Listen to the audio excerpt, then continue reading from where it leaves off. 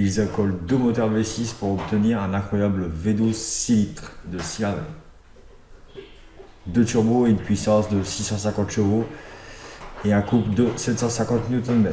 Donc de 0 à 100 en 3 secondes 7, 325 km/h. Donc ils disent que c'est pas un simple concept car évidemment la motorisation étant trouvée, il fallait encore la faire rentrer dans une voiture ressemblant toujours à une Golf. Le défi a été donc de concevoir un véhicule reprenant le maximum d'éléments pour ressembler à une Golf.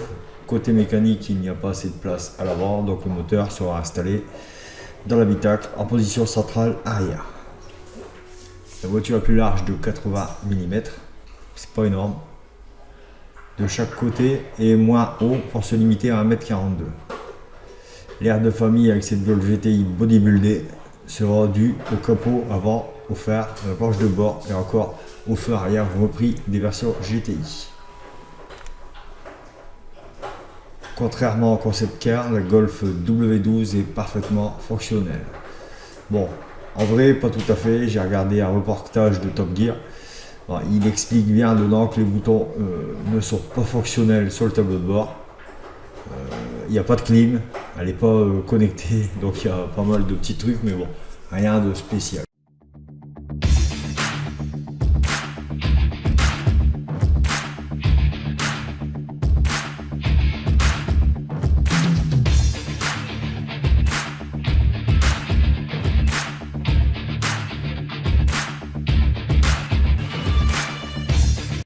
Donc là, on va se voir une petite vidéo.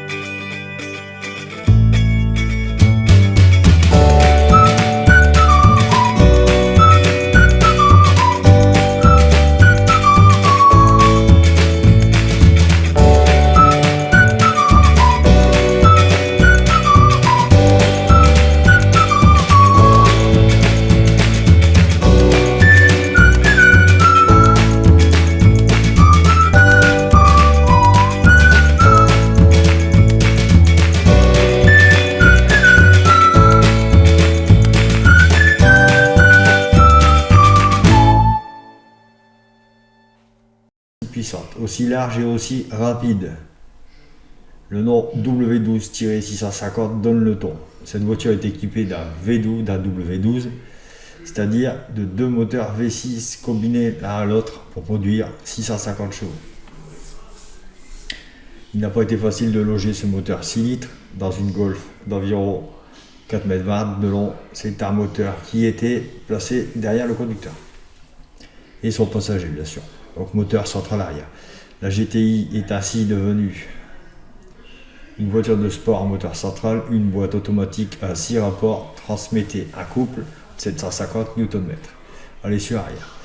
Ce moteur catapultait la GTI à 100 km/h tous les 3,7 secondes et jusqu'une vitesse maximale de 325 km/h.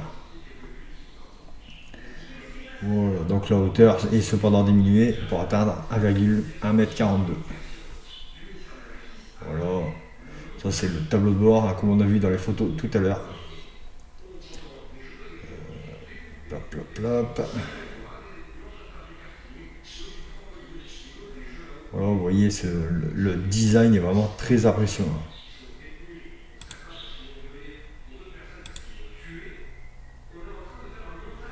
Le moteur, avec tous les coques carbone autour, vraiment pas mal.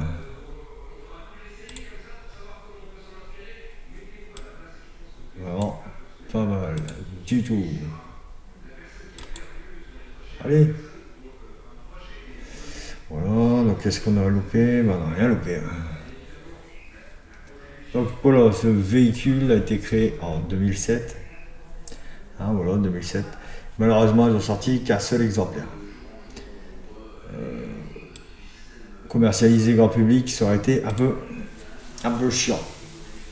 Niveau des trucs, des normes et tout, ouais, ça aurait été galère. Ça aurait été même impossible. Voilà. Donc on voit bien, hein, tout est prévu, le SP, la SR. Hein. Donc je sais pas si, hop, voilà, le SP, la SR. Turbo 1, turbo 2, pression de turbo dans le 1 et dans le 2. Et température, là. Voilà. Tout est bien prévu.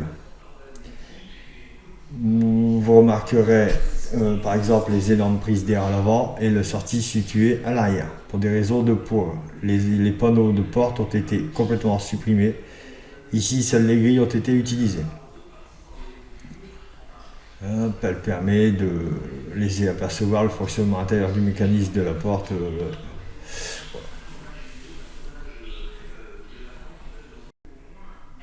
Voilà, donc là on arrive sur la fin de cette vidéo. Bon, j'ai essayé de trouver le maximum d'infos, mais j'avoue que sur ce modèle, comme il est sorti en un seul exemplaire, j'ai pas pu vous mettre une accélération parce que de bonne qualité vidéo, j'en ai pas trouvé.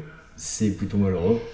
Ça aurait été assez impressionnant de voir une accélération de ces véhicules. Et niveau info, j'ai trouvé ce que j'ai pu trouver. J'ai trouvé toutes les caractéristiques, tout ça, mais le nombre d'exemplaires, c'est-à-dire un seul exemplaire. Et le prix, il n'y a pas eu de prix d'annoncé vu qu'elle n'a pas été commercialisée. Voilà. Donc si cette vidéo vous a plu pour ce beau petit bolide, lâchez un maximum de pouces, ça ferait super plaisir. Likez, partagez les vidéos et abonnez-vous surtout. Allez, salut!